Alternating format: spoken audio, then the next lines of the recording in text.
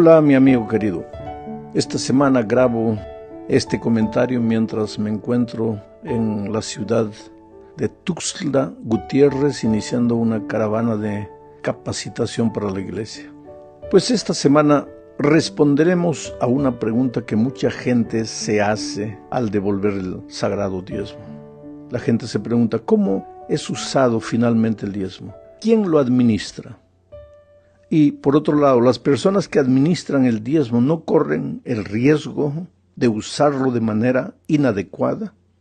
En ese caso, si las personas usan mal el diezmo, ¿debo continuar devolviéndolo o puedo usarlo a mi criterio, ayudando a los pobres, por ejemplo, o a algún predicador independiente que yo creo que es usado por Dios? ¿Debo hacer esto de acuerdo a las impresiones que Dios coloca en mi corazón? Bueno, la semana pasada vimos que el diezmo es del Señor y por lo tanto devolvérselo es un asunto de honestidad con Él. Yo no lo puedo usar a mi criterio. Debo respetar las instrucciones divinas con respecto a su uso. En el estudio de esta semana analizaremos este asunto. Pero lo primero que debemos saber es que antes de irse al cielo, Jesús reunió a sus discípulos y les confió la misión de predicar el Evangelio a todo el mundo. Esta orden no fue dada porque Jesús no pudiera predicar el Evangelio. Ahora, Jesús es Dios. Si Dios quisiera, el mundo entero sería evangelizado en un instante. Ahora, Dios nos confió la misión porque nosotros necesitamos involucrarnos en la evangelización para crecer en nuestra experiencia cristiana. El cumplimiento de la misión en la vida espiritual es como el ejercicio en la vida práctica. La persona que no se mueve físicamente corre el riesgo de atrofiarse. Y en la vida espiritual, la persona que no sale, busca una persona para conducirla a Jesús, también corre el riesgo de atrofiarse espiritualmente. Por lo tanto, Dios quiere que participemos activamente de la obra más importante en la tierra, que es la obra de conducir personas a Jesús. Y es responsabilidad del mayordomo fiel buscar a esas personas que aún no conocen el Evangelio y hablarles de las buenas nuevas de salvación. Pero al mismo tiempo es también su responsabilidad apoyar esta misión con los recursos que Dios le ha confiado. La participación en la misión profundiza el compromiso personal de presentar a Cristo a los demás y profundiza la vida devocional, la vida espiritual. Es el deber de cada discípulo que se ha transformado en un mayordomo, en un obrero del Señor, entregar el diezmo para esta sagrada misión. Y ahora, ¿cuál es el plan financiero aprobado por Dios para el cumplimiento de la misión? Malaquías 3:10 dice: entreguen completos los diezmos en mi tesorería y habrá alimento en mi templo. Con esto pueden ponerme a prueba. Verán si no les abro las ventanas de los cielos y derramo sobre ustedes abundantes bendiciones. Lo digo yo, el Señor de los ejércitos. Ahora, yo te pregunto, ¿qué significa devolver los diezmos completos? ¿Qué significa la frase, habrá alimento en mi templo? Como hemos visto, la gente devuelve el diezmo desde los días de Abraham, de Jacob y probablemente desde antes. El diezmo es parte de un plan divino para sostener a la iglesia de Dios. En todas las épocas Dios ha tenido gente que estuvo dispuesta a financiar la misión de la iglesia. Todos tenemos la responsabilidad de trabajar juntos para sostener económicamente la obra de Dios en la tierra. No podemos darnos el lujo de ser desorganizados o descuidados en este asunto. Entonces, a lo largo de este estudio veremos, pues, cuál es el propósito del uso del diezmo. En la segunda parte hablaremos más de lo que dice Malaquías 3:10 que acabo de leer. Y ustedes acaban de leer en la pantalla. Vamos a hablar especialmente de la última parte. Dice, con esto pueden ponerme a prueba. Verán si no les abro las ventanas de los cielos y derramo sobre ustedes bendiciones. Lo digo yo, el Señor de los ejércitos.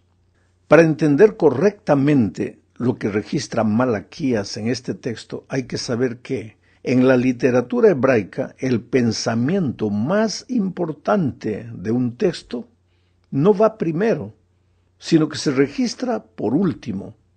Y lo último que dice el versículo que acabo de leer es, lo digo yo, el Señor de los ejércitos. Es como si Dios firmara una promesa que el profeta está escribiendo. ¿Y cuál es el valor de una firma? Te voy a hacer una ilustración. Si yo te doy un cheque de $1,000,000 con mi firma, por favor no lo vayas a cobrar, porque ese cheque no te va a servir de nada, porque yo jamás en mi vida he visto $1,000,000.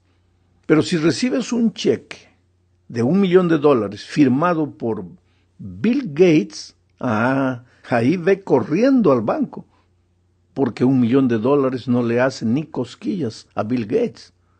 Ese cheque sí tiene fondos.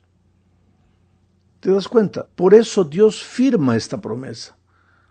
Lo más importante del texto es la firma de Dios abajo. Lo digo yo, el Señor. ¿Y qué es lo que Dios promete? ¿Qué es lo que Dios dice en este texto? Él promete una bendición especial a los que son fieles en la devolución del diezmo. A la letra dice, verán si no les abro las ventanas de los cielos y derramo sobre ustedes abundantes bendiciones. Solo que esta bendición no es solamente en el aspecto financiero. La abundancia que Dios promete no es solamente de dinero, porque la vida no es solo dinero. La bendición de Malaquías está relacionada con la palabra shalom en hebreo. Los judíos se saludaban, en lugar de decir buenos días, se saludaban con la palabra shalom. Shalom. Shalom es una bendición espiritual y material. Involucra salvación, felicidad, paz mental, la capacidad de enfrentar las adversidades de la vida con actitud victoriosa y naturalmente también prosperidad financiera. Y el diezmo, la bendición que Dios promete con la fidelidad del diezmo es este shalom, esta abundancia de bendiciones en todos los aspectos de la vida. Pero hay más. La bendición divina nos obliga, de cierta manera, a compartir esa bendición con los más necesitados. En otras palabras, somos bendecidos para poder bendecir a las otras personas. Dios puede extender sus bendiciones por todas partes a través de nosotros, derramando las bendiciones sobre nosotros. Y eso lo dice Primera de Pedro, capítulo 3, versículos 8 y 9. Lo voy a leer. En fin, únanse todos en un mismo sentir. Sean compasivos, misericordiosos, amigables. Ámense fraternalmente y no devuelvan mal por mal, ni maldición por maldición. Al contrario, bendigan pues ustedes. Fueron llamados para recibir bendición. Aquí está el pensamiento. Bendigan, pues ustedes fueron llamados para recibir bendición. Somos agentes de bendición, pero ¿cómo podríamos ser agentes de bendición si no hemos sido bendecidos? ¿Y cómo podríamos ser bendecidos si no hemos sido fieles en la devolución de aquello que le pertenece a Dios? En la tercera parte hablaremos del propósito del diezmo. Pablo le escribe a Timoteo diciendo, no pondrás bozal al buey que trilla. Y después añade, digno es el obrero de su salario. Ahora, estas dos frases que Pablo usa, está en 1 Timoteo 5:18. Voy a leer literalmente el texto, pues la Escritura dice, no pondrás bozal al buey que trilla, y digno es el obrero de su salario. En este versículo, Pablo cita primero algo que Moisés había dicho en Deuteronomio capítulo 25:4 con relación al buey. Y después menciona lo que Jesús dijo en Lucas 10:7 con relación a digno es el obrero de su salario. La frase sobre el buey es un proverbio antiguo y significa que es justo que el buey coma mientras trabaja. No puede trabajar sin comer. De la misma manera, el segundo proverbio que Jesús citó y que ahora Pablo también cita, significa que los obreros dedicados de tiempo completo a predicar el Evangelio, pues debieran recibir un auxilio económico para su manutención, porque todo su tiempo es dedicado a la obra de la predicación del Evangelio. Para entender mejor lo que estoy diciendo, es necesario conocer la soberanía de Dios y su cuidado con todo lo que Él establece. Por ejemplo, al establecer el ministerio de los levitas, que se dedicaban exclusivamente a las actividades espirituales en los tiempos de Israel, el Señor pues determinó que los levitas usaran el diezmo para su manutención. Eso es lo que dice Números capítulo 18, versículo 26.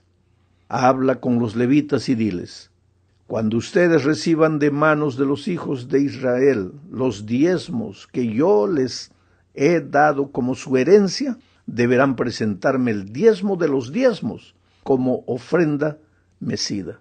O sea, los levitas recibían el diezmo, comían del diezmo, se mantenían con el diezmo, pero por su vez ellos también tenían que devolver a Dios el diezmo de lo que recibían. Bueno, lo mismo sería hoy con quienes dedican su vida a predicar el Evangelio de tiempo completo. El sistema de diezmos es el medio que Dios escogió para sostener el ministerio y se ha utilizado a lo largo de toda la historia de la salvación para la manutención del ministerio.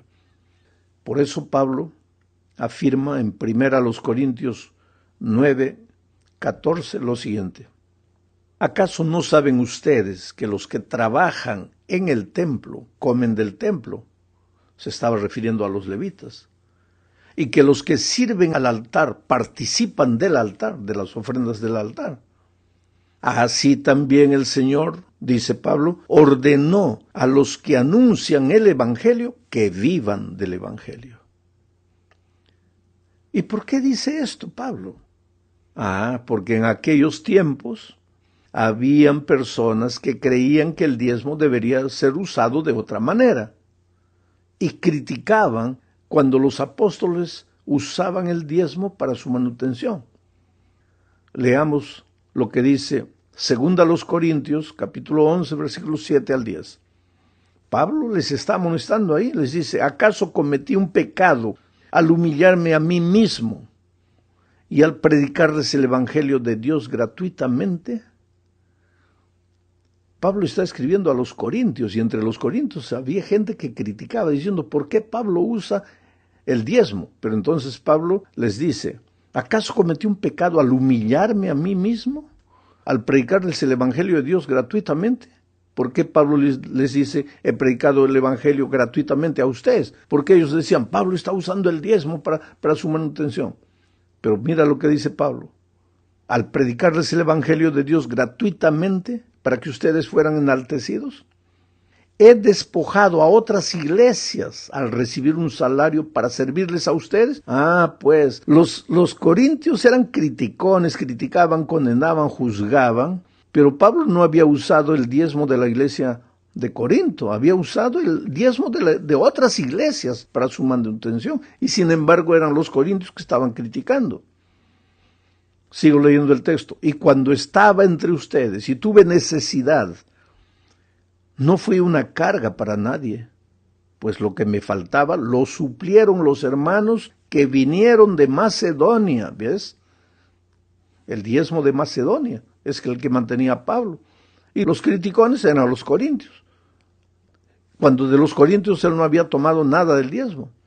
Sigo leyendo. Procuré entonces no ser una carga para ustedes, y seguiré haciéndolo así. Por la verdad de Cristo que está en mí, no se me impedirá tener este motivo de orgullo en las regiones de Acaya. Interesante lo que Pablo dice hoy. Y muchas veces refleja la actitud de mucha gente hoy también. Vamos a la cuarta parte. Veamos aquí otro principio que está involucrado en el tema del diezmo. ¿A dónde debemos llevar el sagrado diezmo? Dios es un Dios de orden. Existe un depósito para todo lo que Dios creó. Por ejemplo, Jeremías 10:13 dice que hay un depósito para el viento. El texto dice, habla él y se juntan las aguas en los cielos y se levantan las nubes en los confines de la tierra. Con los relámpagos le abre paso a la lluvia y deja que el viento salga de sus depósitos. Hay un depósito para el viento. También hay un depósito para el agua. Salmos 33:7 dice, el Señor junta el agua del mar en una vasija y pone en un depósito las profundidades del mar. Hay un depósito para el agua. Y para la nieve y el granizo también hay un propósito. Job 38:22 dice, ¿has entrado en los depósitos de la nieve? ¿Has visto dónde está almacenado el granizo? Interesante. Ahora, lo más interesante que todo esto es que Él, Dios, tiene el control de esos depósitos. Ahora yo te pregunto, ¿por qué entonces no tendría un depósito para el diezmo sagrado? ¿Y por qué Él no tendría el control de ese depósito? Números 18:21 dice, a los hijos de Leví les he dado como herencia por su ministerio todos los diezmos de Israel, ya que ellos sirven en el ministerio del tabernáculo de reunión. Y en Malaquías, Dios dice, traed todos los diezmos al alfolí. El alfolí era la tesorería del templo, el depósito del diezmo. Había una especie de granero también en el templo de aquellos días, o al lado del templo, porque en aquellos tiempos el diezmo también era traído del fruto de la tierra, de los animales. No era solo dinero. En Deuteronomio capítulo 12, versículos 5 y 6, Dios instruyó a su pueblo diciendo, sino que buscarán el lugar que el Señor su Dios escoja de entre todas las tribus para poner allí la residencia de su nombre, y allí acudirán para llevar sus holocaustos y sacrificios, diezmos, ofrendas elevadas, sus votos y ofrendas voluntarias, y las primicias de sus vacas y de sus ovejas. O sea, Dios instruía. Hay un depósito que pertenece al templo. La gente que administra el templo, la vida de la iglesia, es la que administra ese dinero. ¿Y quiénes son ellos hoy? Los ministros. Ahora, ¿pueden equivocarse? Claro que pueden equivocarse, pero ellos darán cuenta a Dios de sus errores. Yo voy a ser fiel a Dios devolviéndole lo que es mío. Si alguien usa mal ese sagrado diezmo, pues él dará cuenta a Dios. Yo no puedo ser responsable por lo que otro es responsable, porque a mí no me dio Dios la responsabilidad de administrar el sagrado diezmo. Llegamos al fin de este comentario hablando del diezmo y la salvación por la fe. Lo primero que necesitamos entender es que Dios no puede ser comprado. No es porque le das el diezmo, estás comprando los favores de Dios. Tampoco podemos creer que Dios necesita de nuestro dinero, pues Dios es Dios, pues. A lo largo de mi vida he visto a Dios haciendo milagros literalmente para llevar su obra adelante. No había un centavo para un determinado proyecto y Dios de repente hacía aparecer ese dinero. Dios es Dios. El diezmo es una manera de conocer la soberanía divina. Ni siquiera es gratitud. Es respeto, es adoración al que es dueño de todo, que por amor compartió su vida con nosotros. No podemos caer en el peligro de creer que porque somos fieles en el diezmo, Él está obligado a bendecirnos. Le voy a contar una experiencia, y esta experiencia es interesante. En algún lugar, en el campo, en la agricultura, había un hermano fiel en la devolución de sus diezmos, y los vecinos, pues que no eran cristianos, se reían de él, se burlaban de él, eres tonto, estás devolviendo dinero ahí para que los pastores coman, etc. Tú sabes cómo son los incrédulos.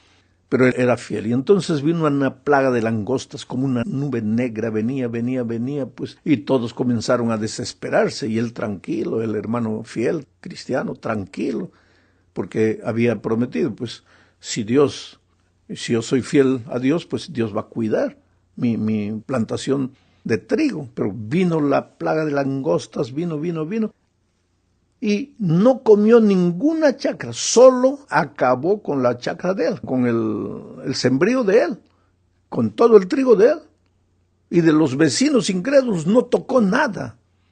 Entonces, cuando pasó la plaga, los vecinos vinieron a burlarse de él. Oiga, ¿cómo dices que Dios cumple su promesa? Y él, tranquilo, les hizo una pregunta. Les dijo, ¿de quién son las langostas? De Dios. ¿Y de quién es esta plantación de trigo? De Dios. Entonces, ¿dónde tienen que comer las pobres langostas de Dios? En el sembrío de Dios. Y es por eso que comieron en mi sembrío. No podrían comer el sembrío de ustedes porque sería deshonestidad. Bueno, esa es la actitud del cristiano. Yo soy fiel a Dios y si aparentemente no me bendice, ¿cuál es el problema? Pero en el caso de este hombre, unos días después comenzó a florecer de esas plantaciones de trigo comidas, comenzó a florecer de nuevo el trigo y ese año tuvo la más grande cosecha de todos los tiempos, porque así es Dios. El problema es que nosotros somos inmediatistas. Por eso este tema del diezmo tiene que ver con la justificación por la fe, en el sentido de que ¿qué es justificación por la fe? Pues tú no haces nada, Dios lo hace todo. Igual con el diezmo, cuando tú le das el sagrado diezmo a Dios, se lo devuelves, tú te quedas con menos, aparentemente, no te va a alcanzar. Pero Dios va a tomar control de todo. Dios va a hacer por ti lo que tú no haces. ¿Y qué es justificación por la fe? Es la obra de Dios que echa por tierra la obra del hombre y hace por el hombre lo que él no puede hacer. Entonces esa experiencia tiene que ser tuya, realmente tuya. Vas a deleitarte en las maravillas que Dios ha planeado para tu vida cuando aprendes a ser fiel con Él. Que Dios te bendiga ricamente.